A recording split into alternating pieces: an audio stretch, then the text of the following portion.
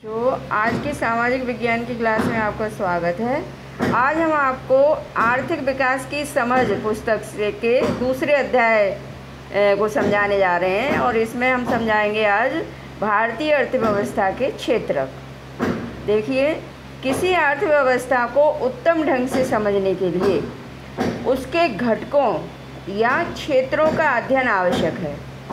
क्षेत्रक वर्गीकरण अनेक मानदंडों के आधार पर किया जा सकता है। इस अध्याय में 3 प्रकार के वर्गीकरण की चर्चा की गई है: प्राथमिक, द्वितीयक, तृतीयक। इनको ऐसे भी देख सकते हैं: संगठित, असंगठित और सार्वजनिक और निजी। यानी किसी व्यक्ति के कार्य को कैसे प्राथमिक, द्वितीयक या तृतीयक या संगठित, असंगठित और सार्वजनिक या निजी क्षेत्रक में रखा जा सकता है। इस बात को उदाहरणों से थोड़ा समझाने की कोशिश करते हैं। देखिए, समझें। जैसे कामकाजी लोग अलग अलग कार्यों को करते हैं, जैसे दुकान के मालिक, श्रमिक, सब्जी विक्रेता, कार्यशाला मैकेनिक, घरेलू नौकर इत्यादि। इस तरह से आपको क्वालिटी समझ में आई होगी कि सबकी क्वालिटी काम करने की अलग अलग होती है। इसी आधार पर आर्थिक कार्यों के क्षेत्रक हम समझेंगे। यानी कौन व्यक्ति क्या काम कर रहा है, उसके आधार पर आर्थिक कार्यों को क्षेत्रों में बांटा गया। अब समझें आर्थिक कार्यों के क्षेत्रक।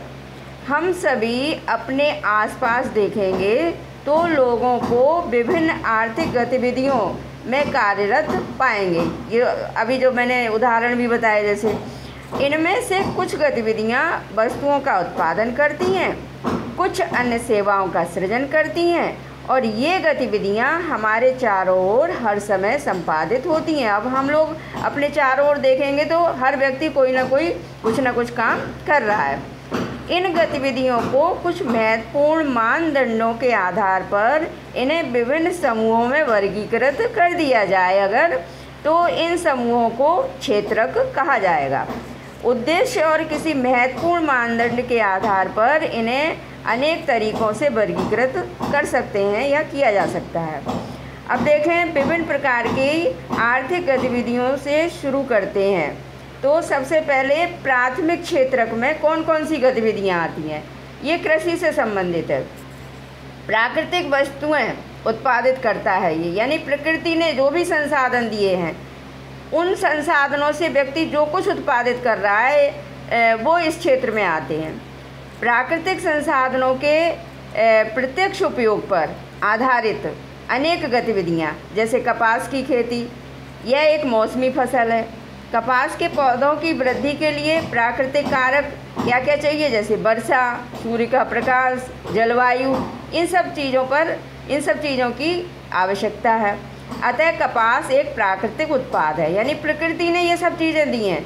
यानी कपास की खेती या कोई भी खेती करने के लिए हमें जो कुछ भी मिल रहा है वो प्रकृति से मिल रहा है, इसलिए ये प्राकृतिक उत्पाद कहलाएंगे।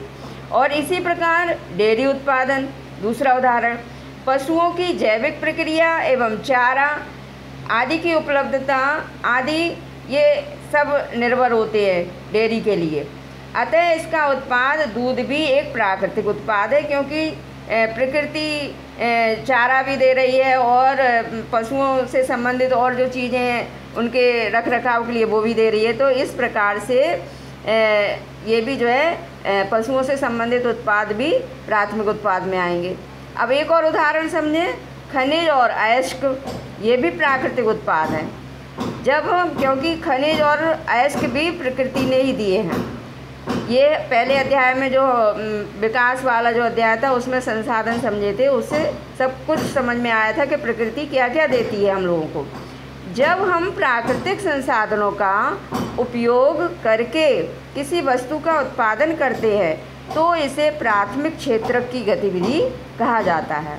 हम अधिकांश प्राकृतिक उत्पाद कृषि, डेयरी, मत्स्य पालन और वनों से प्राप्त करते हैं, इसलिए इस क्षेत्रक को कृषि एवं सहायक क्षेत्रक भी कहा जाता है। अब दूसरा देखिए, द्वितीयक क्षेत्रक में कौन कौन क्या आता है। इसमें औद्योगिक चीज़ें आती हैं, यानी प्राथमिक क्षेत्रक से जो हमें प्राप्त हुआ उससे हम एक दूसरी नई चीज़ निर्मित करते हैं और वो उद्योग के माध्यम से होती है, इसलिए इसको विनिर्मित वस्तुएं उत्पादित करता है। द्वितीयक क्षेत्रक की गतिविधियों के अंतर्गत प्राकृतिक उत्पादों को विनिर्माण प्रणाली के जरिए, यानी फिर से उसको नया रूप देने के लिए उसका फिर से निर्माण किया जाता है, अन्य रूपों में परिवर्तित किया जाता है। और यह प्राथमिक क्षेत्रक के बाद अगला दूसरा कदम है। यहाँ वस्तुएं सीधे प्रकृति से उत्पादित नहीं होती हैं, बल्कि प्रकृति से उत्पादित वस्तुओं को फिर एक नया रूप दिया जाता है। जैसे इसीलिए ये विनिर्माण की प्रक्रिया अपरिहार्य है। यह प्रक्रिया किसी कारखाना, यानी हम प्रकृति के उत्पादों के बाद उसका नया रूप देने के लिए एक कारखाना चाहिए या कार्यशाला, या घर में भी कर सकते हैं। जैसे कपास के पौधे से जो हमें रेशे प्राप्त हुए उसका उपयोग करके हम सूत काटते हैं और कपड़ा बनाते हैं। जैसे गन्ने को कच्चे माल के रूप में प्राप्त करके हम चीनी और गुड़ तैयार करते हैं। हम मिट्टी से ईंट बनाते हैं और ईंटों से घर बनाते हैं, भवन बनाते हैं। चूँकि यह क्षेत्रक संवर्धित विभिन्न प्रकार के उद्योगों से जुड़ा हुआ है, इसलिए इसे औद्योगिक क्षेत्रक भी कहा जाता है। अब तीसरी श्रेणी में आते हैं तृतीयक क्षेत्रक। अन्य क्षेत्रों के विकास में मदद पहुंचाता है ये, यानी प्राथमिक और द्वितीयक क्षेत्रक के अतिरिक्त आर्थिक गतिविधियों की एक तीसरी कोटि भी है जो तृतीयक क्षेत्रक के अंतर्गत आती हैं, और ये गतिविधियाँ प्राथमिक और द्वितीयक क्षेत्रक के विकास में मदद करती हैं। ये गतिविधियाँ स्वतः वस्तुओं का उत्पादन नहीं करती, बल्कि उत्पादन प्रक्रिया में सहयोग या मदद करती हैं। जैसे प्राथमिक और द्वितीयक क्षेत्रक के द्वारा उत्पादित वस्तुओं को जैसे थोक और खुदरा विक्रेताओं को बेचने के लिए माल एक जगह से दूसरी जगह ले जाने के लिए ट्रकों की ज़रूरत होती है, ट्रेनों की ज़रूरत होती है, तो इसको हम कह सकते हैं कि परिवहन की ज़रूरत है। और कभी कभी गोदाम में भंडारित करने की भी आवश्यकता होती है। उत्पादन और व्यापार में सहूलियत के लिए टेलीफोन और पत्र व्यवहार की भी ज़रूरत होती है, बैंकों की भी ज़रूरत होती है कर्ज लेने के लिए।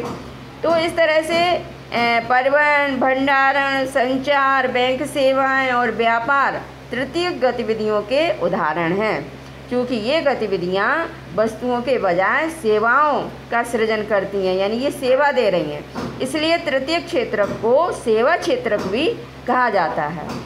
अब सेवा क्षेत्रक में कुछ ऐसी अपरिहार्य सेवाएं भी आती हैं, यानी ये सेवाएं भी बहुत ज़रूरी है मिलना, जो प्रत्यक्ष रूप से वस्तुओं के उत्पादन में सहायता नहीं करती हैं, लेकिन अप्रत्यक्ष रूप से मदद करती हैं। जैसे हमें शिक्षक, डॉक्टर, धोबी, नाई, मोची, वकील जैसी व्यक्तिगत सेवाएं उपलब्ध कराने वाले और प्रशासनिक एवं लेखाकरण कार्य करने वाले लोगों की आवश्यकता होती है। वर्तमान समय में सूचना प्रौद्योगिकी पर आधारित कुछ नवीन सेवाएं जैसे इंटरनेट कैफ़े, इनकी भी ज़रूरत अब आने लगी है। ATM booth, call centre, software company इत्यादि, मतलब ये सब चीज़ें भी, इनकी सेवा मिलना भी बहुत महत्वपूर्ण हो गई है आज के टाइम में। इस तरह से ये 3 प्रकार के क्षेत्रक आर्थिक गतिविधियों को 3 श्रेणियों में बांटते हैं। धन्यवाद। आज की क्लास यहीं समाप्त होती है।